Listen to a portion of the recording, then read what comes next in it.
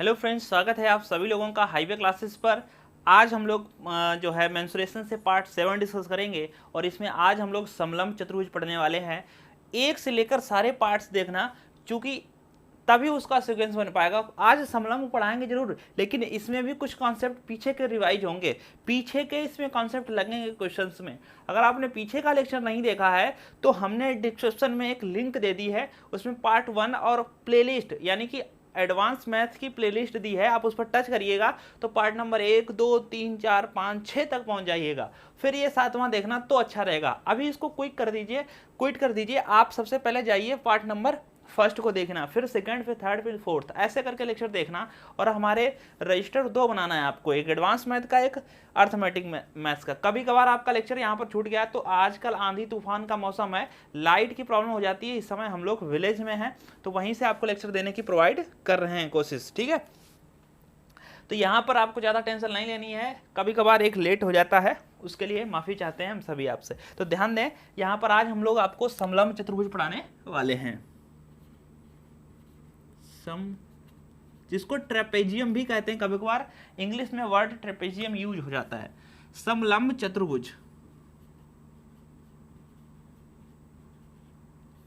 ठीक है। ये लास्ट चतुर्भुज है। इससे पहले हम लोगों ने 4 टाइप के चतुर्भुज पढ़े लिए हैं, आयत, वर्ग और समांतर चतुर्भुज और समचतुर्भुज। ये समलंब चतुर्भुज है, ठीक है। और समलंब चतुर्भुज है, इसमें 2 चतुर्भुज होते हैं, ऐसे बनाएंगे। ये बनता कैसे है, इसका मतलब होता है इसके एक ऐसा चतुर्भुज जिसके आमने सामने की कोई 2 भुजाएं समान अंतर पर हो, उसे समांतर चतुर्भुज कहते हैं। जैसे अगर हम बनाने का प्रयास करें तो ज़्यादातर आपको ये चतुर्भुज ऐसा बना मिलेगा जिसकी ये वाली 2 भुजाएं समान अंतर पर होती हैं और ये 2 भुजाएं समांतर नहीं होती हैं। समांतर का मतलब अगर हम आपको बताएं यहाँ पर तो सिर्फ इतना ही मतलब है कि ये समांतर भुजाएं ऐसे करके चली जाएंगी, कहीं पर भी मिलेंगी नहीं। लेकिन ये वाली जो भुजाएं हैं ऐसे ऐसे जाके यहाँ पर आगे चलकर टच हो जाएंगी, एक ही में मिल जाएंगी। अगर आपको जानना है कि समांतर क्या होता है तो कितनी भी लंबाई बढ़ाते चले जाओ, चाहे जहां तक, वो आगे जाकर कहीं भी मिलेंगी नहीं, वो होता है समांतर, ठीक है। ये 2 समांतर भुजाएं होती हैं, ये 2 आपकी असमांतर भुजाएं होती हैं समलंब चतुर्भुज में। अगर इसका नाम रखें तो ये A, B, C and D, ठीक है। और अगर हम इसका परिमाप की बात कहें, इधर नीचे लिखते हैं, अगर हम इसके परिमाप की बात कहें तो जो इसका परिमाप होता है वो सभी भुजाओं का योग। सिंपल सा, अगर इसका हम नाम रखते हैं, मान लेते हैं ये भुजा A है, ये भुजा B है और ये भुजा C है और ये भुजा D है, कोई स्पेसिफिक नहीं, कोई भी नाम रख देते हैं, तो सभी भुजाओं का योग A + B + C + D, ये परिमाप हो जाएगा। और इसका क्षेत्रफल पूछे तो अति महत्वपूर्ण क्या होता है, 1/2। पहले हिंदी में लिखेंगे, समांतर भुजाओं का योगफल, समांतर भुजाओं का योग गुणे ऊंचाई। अब ये ऊंचाई कौन सी होगी, ये जो यहाँ पर 90 डिग्री का कोण बनाएगी ये ऊंचाई कहलाती है। तो क्षेत्रफल होता है 1/2 समांतर भुजाओं का योगफल गुणे ऊंचाई, ठीक है। अब बात कर ले इसके विकर्ण, तो इसके विकर्ण अलग अलग होंगे। एक केस में इसके विकर्ण बराबर होते हैं और ये विकर्ण मान लेते हैं O बिंदु पर मिलते हैं, तो यहाँ पर आप देखें ये वाला कोण इस वाले कोण के बराबर होंगे। ऐसा हम क्यों कह रहे हैं, क्योंकि हम लोगों को ये AOB और जो COD त्रिभुज है इसको समरूप सिद्ध करना है। और समरूप अगर सिद्ध करना हो तो आप उसके त्रिभुज के तीनों कोणों का योग जो है, तीनों कोण बराबर सिद्ध कर दीजिए। मतलब जितना कोण ये होगा उतना ही कोण ये होगा, ठीक है। अच्छा, अगर भुजाएं समांतर क्रम में हैं तो अगर आपने ऐसे पढ़ा हो लाइन एंड एंगल में, तो जितना कोण ये होता है उतना ही कोण ये होता है, एकांतर कोण। सेम इसी प्रकार ये जो 2 नंबर का है और ये जो 2 नंबर का है, ये दोनों कोण बराबर होंगे। अगर किसी त्रिभुज में 2 कोण बराबर हो जाएं तो तीसरे कोण ऑटोमेटिक बराबर हो जाते हैं। लेकिन फिर भी यहाँ पर भी लग रहा है अगर ये 3 होगा तो ये 3 होगा। कैसे, समांतर भुजाओं के ये वाला जो कोण है ये इस वाले कोण के बराबर हो जाएगा। वैसे भी 2 कोण बराबर सिद्ध कर दीजिए, तीसरा ऑटोमेटिक सिद्ध हो जाता है बराबर। चूंकि 180 तो तीनों का योग होना ही है फिक्स। तो ध्यान रखना है। तो त्रिभुज यहाँ से त्रिभुज AOB समरूप है त्रिभुज COD के, ठीक है, ये एक महत्वपूर्ण पॉइंट है। और अगर कोई जो है त्रिभुज समरूप है तो उसकी संगत भुजाओं का अनुपात भी समान होता है, जैसे AO बटे CO बराबर BO बटे DO बराबर AB बटे CD। मतलब ये यहाँ से एक हमारे पास रिलेशन निकल के आ जाएगा। कैसे? समरूप त्रिभुज की जो संगत भुजाओं का जो अनुपात होता है वो बराबर होता है। तो समरूप त्रिभुज कौन सा हो गया? एक ये त्रिभुज समरूप है, एक ये त्रिभुज समरूप है, ठीक है। तो ये दोनों लोग समरूप हो गए, तो इनकी संगत भुजा कौन सी है? AO, इसकी संगत भुजा CO। तो AO बटे CO, इधर BO बटे DO, फिर इधर AB बटे BC, ठीक है, या CD। तो ये आपका एक रिलेशन निकल के आता है, इतना हमको यहाँ पर याद रख लेना पड़ेगा, ठीक है। तो चलो इसके हम लोग क्वेश्चंस करते हैं और क्वेश्चंस के जरिए आप लोग ज़्यादा सीख पाएंगे, ठीक है। तो चलिए आइए इसके हम लोग क्वेश्चन सॉल्व करेंगे। और अगर क्वेश्चंस आप सीख गए तो आपको उम्मीद है यहाँ पर इसके अच्छे बेहतरीन क्वेश्चन हम आपको कराएंगे। ज़्यादातर बुक्स में अवेलेबल है नहीं, जो अच्छी खासी बुक्स हैं उसमें 2-4 क्वेश्चन दिए हैं, लेकिन हम आपके साथ कुछ हद तक बढ़िया क्वेश्चन कराएंगे। और एक टाइप के ज़्यादा क्वेश्चन नहीं, जैसे एक टाइप के 1-2 मतलब, और फिर आप प्रैक्टिस करना। अगर आपको फंसता है क्वेश्चन तो हमारे ऑफिशियल व्हाट्सएप नंबर पर आप मैसेज करिए। टेलीग्राम एक जो ऐप है उसको आप डाउनलोड करिए प्ले स्टोर से और उस पर सर्च करिए हाईवे क्लासेस। जो चैनल और ग्रुप आ जाए उसको ज्वाइन कर लीजिए, क्योंकि वहाँ पर आपको क्लासेस और क्वेश्चंस वहाँ पर आपको मिलते रहेंगे और आपको जो पूछना है वो वहाँ पर डाल दीजिएगा, ठीक है। तो चलिए हम लोग यहाँ पर इसके क्वेश्चन लगाते हैं।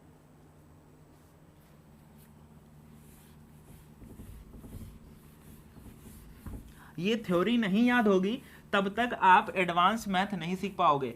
आपको ये थ्योरी याद करनी पड़ेगी, तभी बन पाएंगे। अब भले क्वेश्चन छोटा हो, लेकिन आपको थ्योरी यहाँ पर जरूर याद करनी पड़ेगी। हम आपके स्क्रीन पर क्वेश्चन लगाते हैं और आप उसको देखिए। लगवाऊंगा मैं, अगर आप लगा लेते हैं तो अच्छी बात है। पहला क्वेश्चन है, एक समलंब चतुर्भुज की समांतर भुजाएं क्रमशः 1.5 मीटर और 2.5 मीटर लंबी हैं तथा इन भुजाओं के बीच की लंबवत दूरी 6.5 मीटर है। इस चतुर्भुज का क्षेत्रफल ज्ञात कीजिए। पूरा हमें डायग्राम बनाने की जरूरत नहीं है, लेकिन हम बना देते हैं। एक समलंब चतुर्भुज की समांतर भुजाएं 1.5 और 2.5, तो ये इस तरीके से समांतर चतुर्भुज बन जाएगा, और जिसकी 1.5 ये वाली भुजा, 2.5 ये वाली भुजा, ठीक है। और इनके भुजाओं के बीच की लंबवत दूरी है वो 6.5, मतलब ये वाली जो दूरी है वो 6.5 है। इस चतुर्भुज का क्षेत्रफल बताइए। तो बड़ा आसान है, अभी आपको सिखाया गया। जो क्षेत्रफल होता है वो 1/2 A + B इंटू में H, मतलब समांतर भुजाओं का योगफल गुणे ऊंचाई। तो हम लोग लगाएंगे 1/2 A + B, मतलब ये पूरा A हमने बताया था, ये B, तो ये इन दोनों को जोड़ दो 2.5, या एक बार में ही जोड़ के लिख लो, या तो आप एक लाइन बर्बाद कर लो, हम तो करेंगे नहीं। तो 2.5 और 1.5 को तो जोड़ना ही है, तो 0.5 इसको दे दोगे तो 3 बन जाएगा और 1 4, तो मतलब यहाँ पर हमको 4 लिखना है। गुणे में H कितना है? 6.5, तो 2 से इसको काट दो, और 65 का डबल 130, और ये एक अंक बाद दशमलव, या 2 पंचे 10, 2 छंग 12, 1 हासिल 13। तो 13.0 को वैल्यू नहीं है, तो हम लोग कहेंगे 13 सेंटीमीटर स्क्वायर। चूंकि हमेशा ध्यान रखना है जो क्षेत्रफल होता है वो सेंटीमीटर स्क्वायर में होता है, इसीलिए हमारी वैल्यू स्क्वायर में आएगी। अगर भुजाएं मीटर में थी तो यहाँ पर मीटर स्क्वायर आ जाएगा, ठीक है। चलो अगला क्वेश्चन लगाते हैं, और ये क्वेश्चन नंबर जो आपका था ये 51 था, ठीक है। ये 51 क्यों डाला? क्योंकि इससे पहले हम लोग 50 क्वेश्चन जो है कर चुके हैं मेंसुरेशन से। अब क्वेश्चन नंबर 52 है, ठीक है। इसीलिए क्वेश्चन डाल रहे हैं क्योंकि आपको एक सीक्वेंस मिल जाए, और जब आपको एक सीक्वेंस मिल जाएगा तो आप उस सीक्वेंस में पढ़ेंगे, आपको भी अच्छा लगेगा, और साथ साथ में ये भी पता चल जाएगा कि हमने थ्योरी को पढ़ते पढ़ते कितने क्वेश्चन कर लिए हैं, ठीक है। तो क्वेश्चन नंबर 52, एक समलंब चतुर्भुज की समांतर भुजाओं का अनुपात 3:5 है तथा इनके बीच की दूरी 12 सेंटीमीटर है, मतलब H बराबर आपको 12 सेंटीमीटर दिया गया है। यदि इस चतुर्भुज का क्षेत्रफल 384 हो, क्षेत्रफल दिया गया आपको 384 सेंटीमीटर स्क्वायर, तो समांतर भुजाओं में से छोटी कितनी होगी, मतलब छोटी वाली जो भुजा है वो कितनी होगी। तो बड़ा आसान है, ये समांतर भुजाओं का अनुपात है। हमेशा ध्यान रखना जब अनुपात हो तो साथ में आपको यक्स जरूर मान लेना है। क्षेत्रफल होता क्या है, ये क्षेत्रफल लिखा हुआ है 1/2 समांतर भुजाओं का योगफल, मतलब पहली समांतर भुजा 3x है, दूसरी 5x है, तो दोनों को जोड़ दो, 5 और 3 8x, गुणे में ऊंचाई का मान कितना है 12 बराबर 384। देखो भाई इधर अगर आपको क्षेत्रफल है तो ये भी क्षेत्रफल होना चाहिए, तभी तो बीच में बराबर है। तो कभी कभार बच्चे समझ नहीं पाते क्या फार्मूला लगाएं, तो जो दिया जाता है वही फार्मूला लगता है, उसमें कोई टेंशन लेने वाली बात नहीं है। क्षेत्रफल दिया गया तो क्षेत्रफल का फार्मूला लगाया है, ठीक है। तो बस अब आप यहाँ से कट कर सकते हो, तो आप चाहो तो यहाँ से पहले काट दो, 12 3 36, बचे होंगे 2 हो गए 24, 12 दूनी 24, 8 चौकू 32, ठीक है भाई। अब देखना ये जो है 2 हैं ये बटे में है, तो ये उधर गुणा होंगे जाके, तो यक्स बराबर आपका आएगा 4 दूनी 8 सेंटीमीटर, ठीक। अगर यक्स 8 सेंटीमीटर छोटी वाली भुजा पूछ रहे हो तो छोटी भुजा होगी 3x, तो यक्स का मान तो 8 है, तो 8 3 24 सेंटीमीटर। अगर बड़ी भुजा पूछते तो 8 पंचे 40 सेंटीमीटर हो जाता। सिंपल है, उम्मीद है यहाँ पर आपको ज़्यादा कोई परेशानी वाली बात नहीं होगी। जहाँ पर भी समस्या हो आप स्क्रीनशॉट लेकर हमें जरूर भेजें, और अगर आपको समझ में आ रहा है तो हमें पक्का कमेंट बॉक्स और लाइक के माध्यम से ज़रूर बताया करो। आपके छोटे छोटे जो एफर्ट हैं वो हमें अच्छे लगते हैं, जैसे लाइक करना और कमेंट्स करना। बाकी इससे कुछ मिलना जुलना नहीं है, जो आप वीडियो देखते हैं उससे हमें कमेंट और लाइक कर देंगे तो उससे हमें थोड़ा प्रोत्साहन मिल जाता है 52 बनाने में, थोड़ी हमें अंदर से शक्ति मिलती है, तो उस चीज़ को आप समझें तो अच्छा है। तो एक समलंब चतुर्भुज का क्षेत्रफल 352 मीटर स्क्वायर है, 352 मीटर स्क्वायर है, तथा इसकी समांतर भुजाओं के बीच की दूरी 16 सेंटीमीटर है, मतलब h बराबर ये क्षेत्रफल है 16 सेंटीमीटर, और ये भी सेंटीमीटर में कर लो या इसको भी मीटर कर लो, 16 मीटर है। यदि समांतर भुजाओं में से एक भुजा 25 सेंटीमीटर है, मतलब 25 मीटर है, एक भुजा कोई भी भुजा 25 मीटर है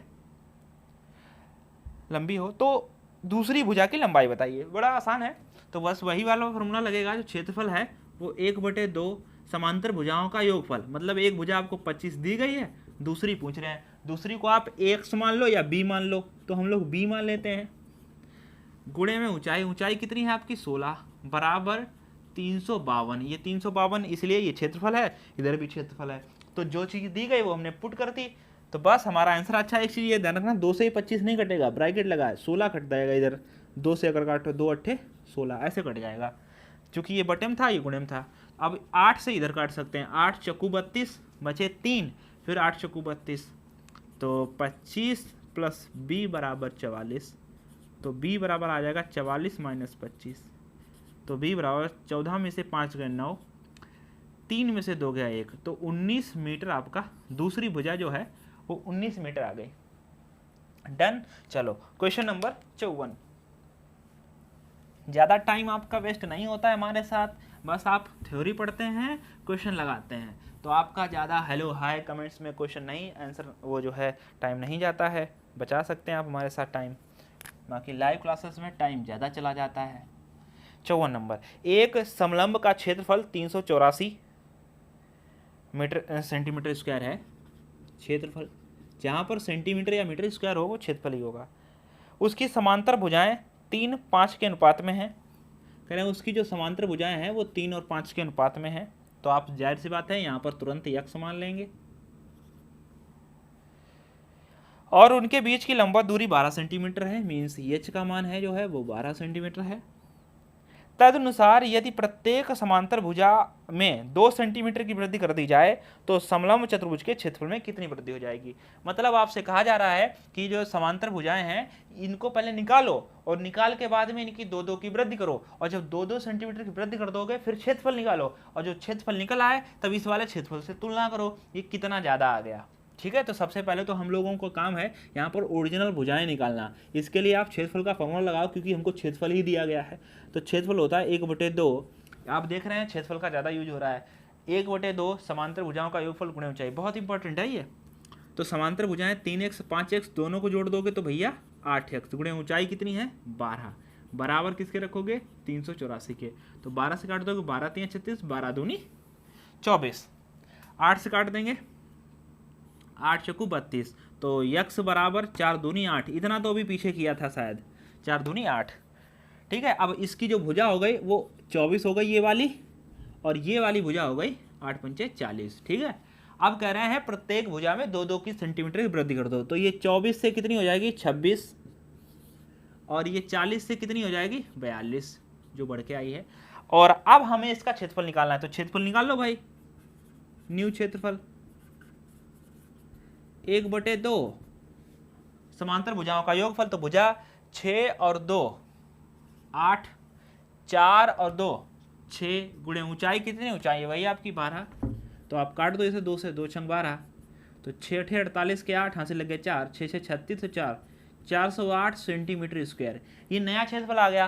पुराना वाला 384 है, तो कितने की वृद्धि हुई है 24 की वृद्धि हुई है। कैसे जाने, 408 में से 384 घटाओ,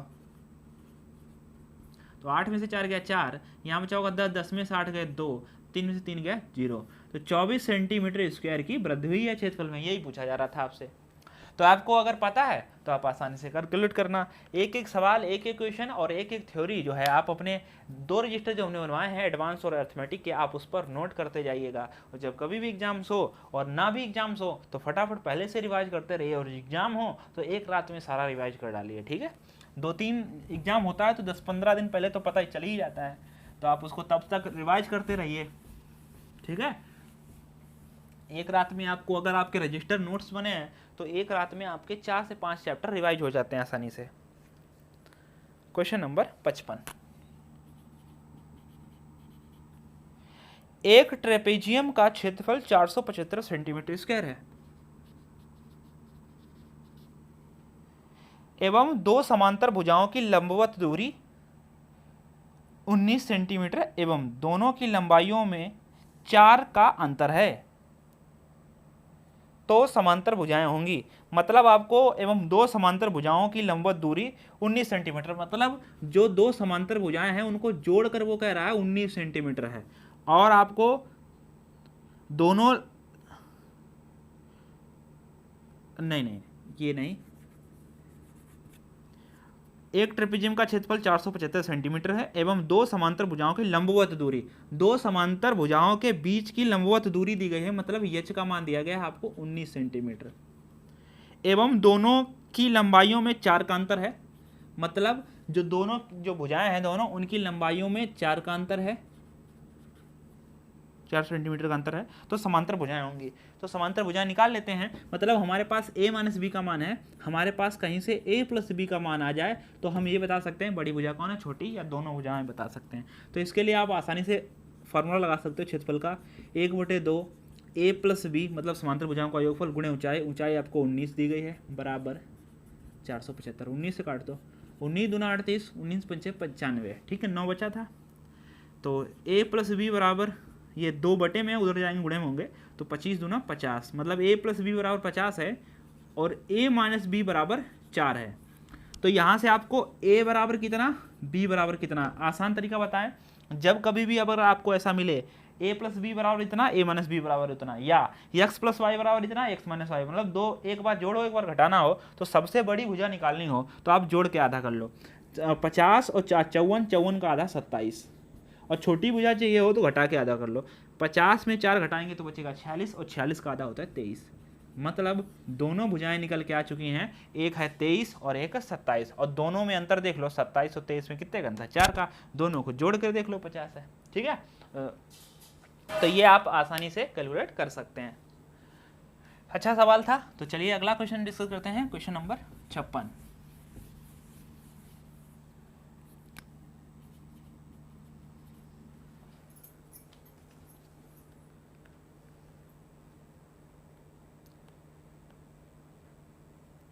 कहा जा रहा है एक समलंब ABCD में AB समांतर CD है।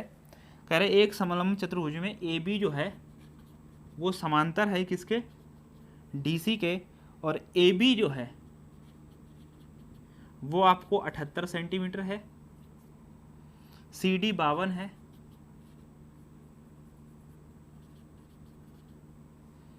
और AD 28 है, BC 30 है। समलंब चतुर्भुज का क्षेत्रफल बताओ।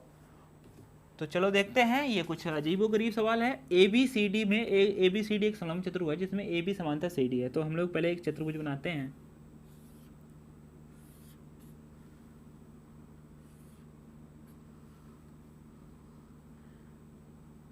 कैसे भी बना लो, थोड़ा सा लगना चाहिए कि समलंब चतुर्भुज है।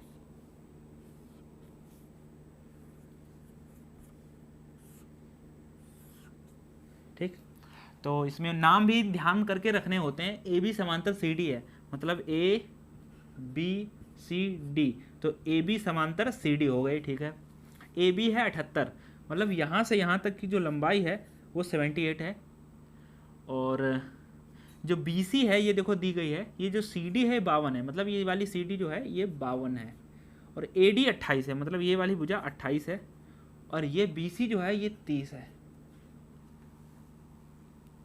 और हमें बताना है कि इसका क्षेत्रफल क्या होगा। तो चलिए लगाते हैं यहाँ पर इस सवाल को। बहुत अच्छा सवाल है। यहाँ पर ये नहीं है कि 1/2 आधार गुणे ऊंचाई, मतलब समांतर भुजाओं का योगफल गुणे ऊंचाई। तो थोड़ा समझ कर लगाएंगे हम लोग इस चीज़ को। तो देखो, कभी भी अगर ऐसा सवाल आ जाए सभी भुजाओं का जो आपको दिया जाए, तो इसको 2 टुकड़ों में ये सवाल लगता है। इसमें 2-3 कॉन्सेप्ट लगेंगे। तो देखो, जैसे ही एक ये 28 है वैसे ही हम लोग एक खींच लेते हैं भुजा।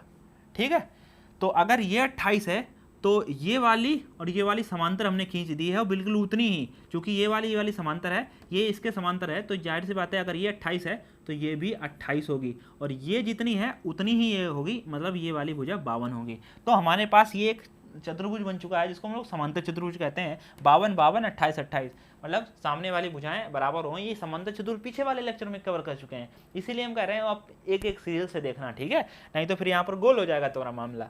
ठीक है, अब समझना, ये पूरी 78 थी तो ये 52 है। ठीक है, और ये 28 है, ये 30 है, तो ये वाली भुजा अगर हमें निकल आए तो हम इस त्रिभुज का क्षेत्रफल निकाल लें, इस चतुर्भुज का निकाल लें, पूरे का निकल आएगा समलंब का। ठीक है, तो अगर देखो ये 52 है, 78 में से 52 घटाओ तो 8 में से 2 गए भैया 6, और 7 में से 5 गए 2, 26, मतलब ये वाली जो है भुजा 26 है। तो आप बताओ 26 28 30 कौन सा त्रिभुज हुआ? विषम बाहु त्रिभुज हुआ। विषम बाहु त्रिभुज का यहाँ पर कॉन्सेप्ट लगेगा यहाँ पर। ठीक है, तो चलो भाई विषम बाहु त्रिभुज का कॉन्सेप्ट लगाइए।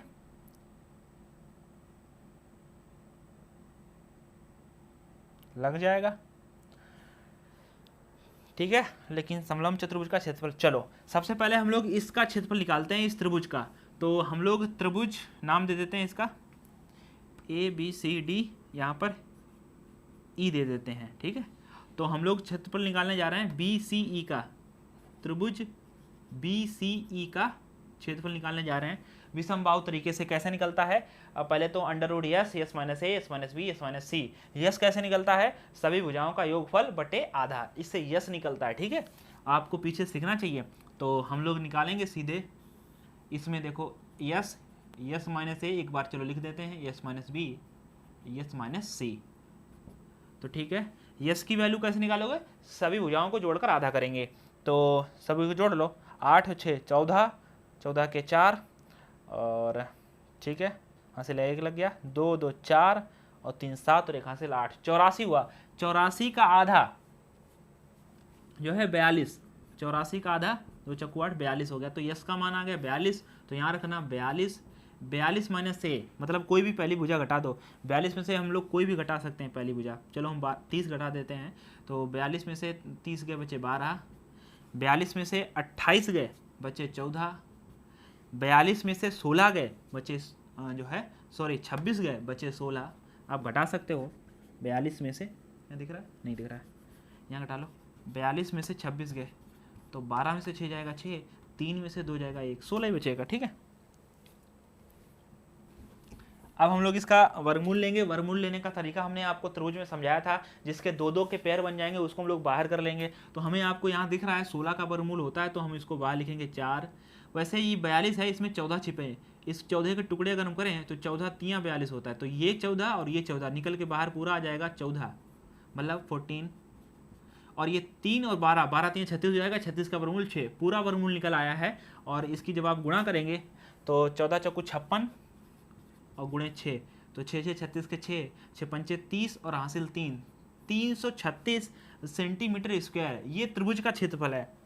समझ गए, ये त्रिभुज का क्षेत्रफल है। अब हमें इसका क्षेत्रफल चाहिए, समांतर चतुर्भुज का क्षेत्रफल। समांतर चतुर्भुज का क्षेत्रफल कैसे निकालते हो? तो समांतर चतुर्भुज का जो क्षेत्रफल निकला था वो कैसे निकला था? वो निकला था आधार गुणे ऊंचाई। मतलब ये वाली अगर हमें कहीं ऊंचाई पता चल जाए, मतलब ये ऊंचाई कहीं से पता चल जाए, तो हम बता सकते हैं आधार गुणे ऊंचाई मतलब 52 गुणे ये। तो ये ऊंचाई कैसे निकालोगे? ये ऊंचाई यहाँ से निकालेंगे, इस त्रिभुज की सहायता से। इस ऊंचाई को हम लोग सी ई मान चुके, एफ मान लें सी एफ। तो ये सी एफ जितनी होगी उतनी ये वाली होगी इस त्रिभुज में। भाई चीज़ तो वही है, यहाँ से यहाँ तक जितनी दूरी होगी यहाँ से यहाँ तक उतनी होगी। तो सी एफ की दूरी कैसे निकलोगे? त्रिभुज का क्षेत्रफल निकालने का एक और तरीका है, वो क्या है? यहाँ से देखना, बहुत ही अच्छा क्वेश्चन है। 1/2 आधार, आधार कितना है यहाँ पर त्रिभुज का? 26। ऊंचाई कितनी है? C F. ये त्रिभुज का क्षेत्रफल है। अच्छा ये क्या है? ये भी तो त्रिभुज का क्षेत्रफल है, तो दोनों को बराबर कर सकते हैं यहाँ पर। तो बस दिख रहा है, ठीक है। तो 2 से हम लोग इसको काट दें तो यहाँ 13 आ जाएगा, और तो सी एफ बराबर आ जाएगा 336/13। ठीक, तो बस अब यहाँ से हम लोग इसका क्षेत्रफल निकाल सकते हैं। किसका? चतुर्भुज ए ई सी डी का जो क्षेत्रफल है वो कितना हो जाएगा? 52 आधार है। ऊंचाई कितनी है? ऊंचाई ये जितनी ये डी जी है, जो डी हमने जी बनाया है, उतनी ये सी एफ हो जाएगा। मतलब जो 336/13, 336/13 और 13 से काट देंगे 13 चौको 52 और गुणा करा के यहाँ लिख देंगे 4 6 24 के 4, 4 3 12 2 14, 4 3 12 और 1 13, 1344। तो पूरे जो है समलंब चतुर्भुज का क्षेत्रफल क्या हो जाएगा? ए बी सी डी का क्षेत्रफल, ए बी सी डी का क्षेत्रफल क्या हो जाएगा? 1344 प्लस 336, जो दोनों जोड़ दो 6 4 10, 4 3 7 और 1 8, 3 और 3 6 और 1 1680 सेंटीमीटर स्क्वायर। तो यहाँ से दिख रहा है 1680, ठीक है, एडजस्ट कर लेना यहाँ पर 1680 सेंटीमीटर स्क्वायर है। ठीक है भाई, तो ये था यहाँ पर एक अच्छा सवाल। एक बार हम फिर से बता देते हैं आपको, जब ये जो लंबाई चौड़ाई दी गई थी वो हमने यहाँ रखा है। इस जो है सवाल को हम लोग ऐसे ही सॉल्व कर सकते हैं आसानी से। तो यहाँ पर आपको पीछे वाले जो कॉन्सेप्ट है वो लगेंगे। आपको यहाँ पर समांतर चतुर्भुज का क्षेत्रफल निकालने का तरीका आना चाहिए। जैसे ये आधार है, ये थोड़ा सा दिमाग में ये भी सोचना चाहिए कि ये ऊंचाई निकालेंगे तो ही काम बन पाएगा, और ऊंचाई आसानी से निकाली जा सकती है, ये आधार गुणे ऊंचाई त्रिभुज की सहायता से। ठीक है, ये ऊंचाई निकाल ली, बस हमारा जो है इसका आंसर आ जाएगा। तो चलिए, अब हम लोग किसी को अगर कोई समस्या हुई है तो आप हमें फिर से बताएं, हम आपको फिर से जो है ये एक्सप्लेन कर सकते हैं। आसानी से समझना, करना कुछ नहीं है, बस आप अपने हिसाब से करोगे। तो ना ये लिखते हैं हम लोग, क्योंकि ये क्वेश्चन में दिया गया है, और ये फार्मूला हमने लिखा, ये भी लिखने की जरूरत नहीं है। बस हमारे पास 2-4 से लाइन बेकार होंगी, यहाँ पर अच्छे क्वेश्चन जो है यहाँ पर है आपके साथ। तो चलो अगला क्वेश्चन में डिस्कस करते हैं।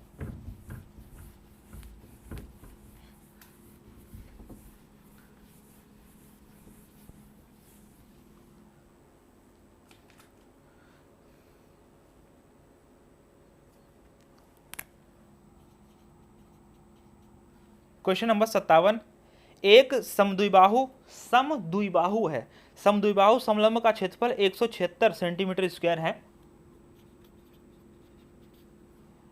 और उसकी ऊंचाई समांतर भुजाओं के योग की 2/11 है। कह रहे हैं जो इसकी ऊंचाई है वो समांतर भुजाओं के योग की 2/11 है।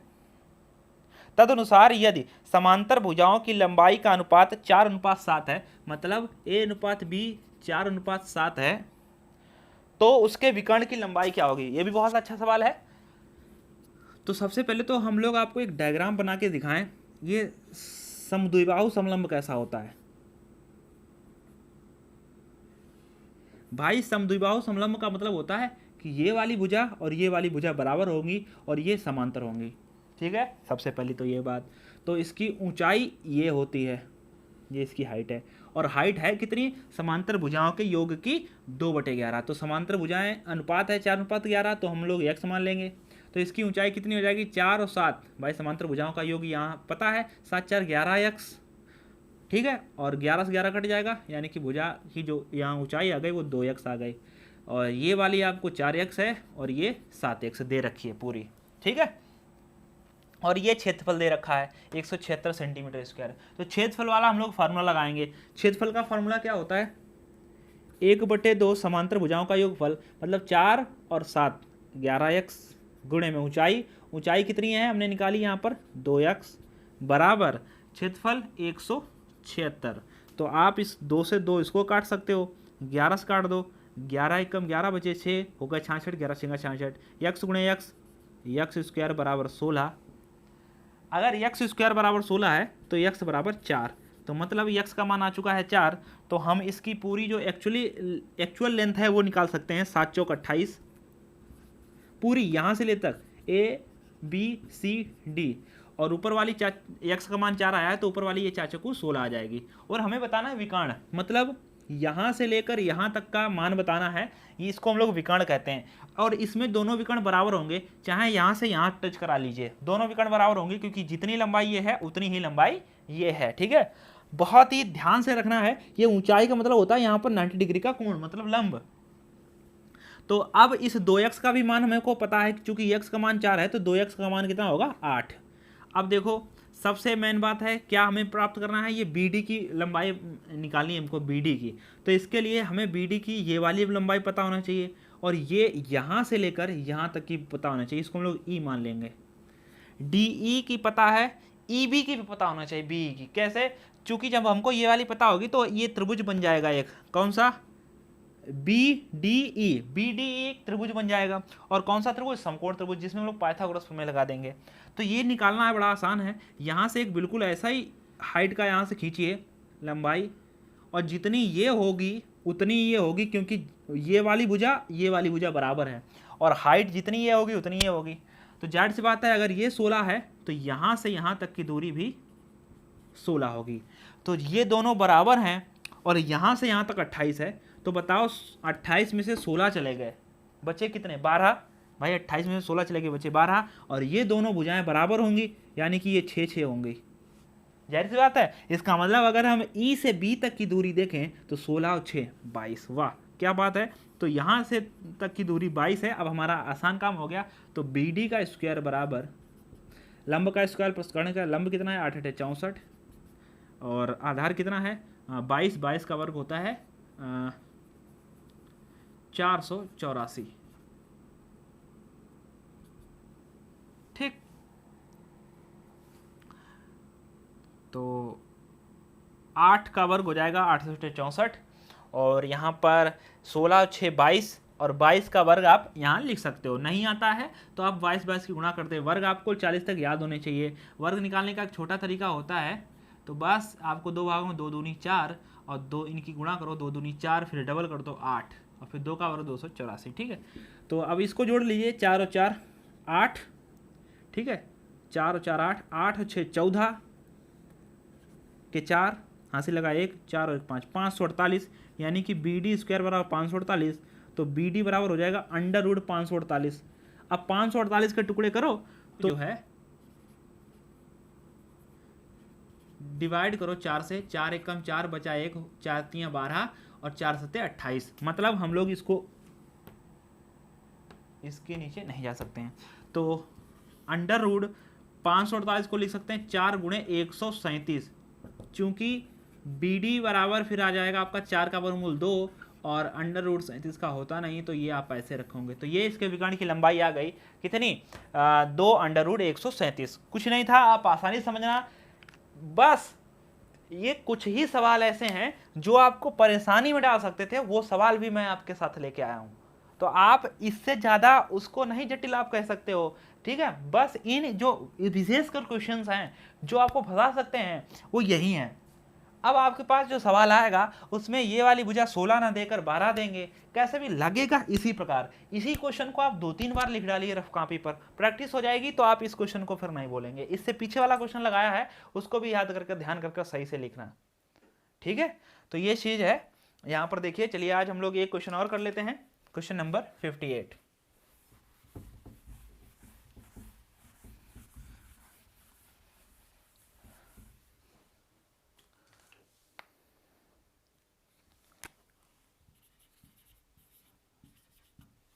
कहा जा रहा है ABCD एक AD और BC समांतर भुजाओं वाला समलंब है। AD और BC समांतर भुजाओं वाला एक समलंब है। EBC पर एक बिंदु है, E जो है वो BC पर एक बिंदु है। ABCD और AED का क्षेत्रफल का अनुपात बताइए। तो सबसे पहले तो हम लोग एक बनाएंगे चतुर्भुज जो है समलंब, जिसमें हमको AD समांतर BC करना है। तो अगर आपने यहाँ से शुरू कर दिया ABCD, तो आप देखो AD ये वाली भुजा है और ये BC है, समांतर नहीं हो पाएगी, तो इसीलिए नाम को भी ध्यान में रखकर जो है हल करना होता है। तो हम यहाँ से शुरू करेंगे ABCD। तो देखो ये AD है, ये किसके BC के समांतर होनी चाहिए, तो ये BC है, इसके समांतर हो चुकी है। और E जो है BC पर एक बिंदु है, E जो है BC पर एक बिंदु है। ये बिंदु कहीं पर भी हो सकता है, मान लेते हैं यहीं पर है ये बिंदु, ठीक। तो हमें मान लेते हैं ये बिंदु यहां पर है, कहीं पर भी हो।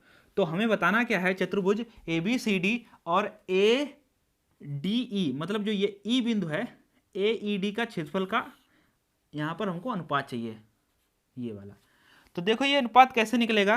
तो चतुर्भुज का जो क्षेत्रफल होता है वो होता है 1/2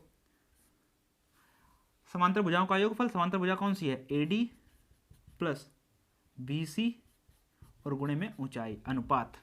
और त्रिभुज का क्षेत्रफल क्या होता है, 1/2 आधार गुणे ऊंचाई। आधार देखो त्रिभुज का यही है AD, गुणे ऊंचाई जितनी इसकी होगी उतनी समलंब चतुर्भुज की होगी। तो यहाँ पर H रखना, H से H कैंसिल हो जाएगा, 1/2 से 1/2 कैंसिल हो जाएगा। तो हमारे पास बचेगा AD प्लस BC, और ये अनुपात का मतलब बटे होता है, बटे AD प्लस BC बटे AD। हो सकता है ना समझ में आया हो, ठीक है, वो तो अलग की बात है। आप पढ़िएगा सारे पार्ट्स तो आपको समझ में आएगा। ये एक थ्योरेटिकल क्वेश्चन था जिसमें कुछ दे ही नहीं रखा होता है, बच्चे छोड़ देते हैं, इतना आसान होता है।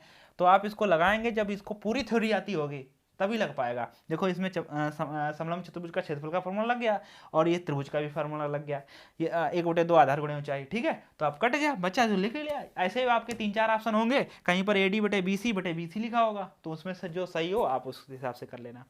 थैंक यू, मिलते हैं नेक्स्ट लेक्चर में। अगर आपको समझ में आया है और अच्छा लगा है तो यार लाइक और कमेंट्स के माध्यम से ज़रूर बताया करो। और जिन्होंने अच्छे अच्छे प्यारे प्यारे कमेंट्स दिए हैं उनका तहे दिल से बहुत ही शुक्रिया।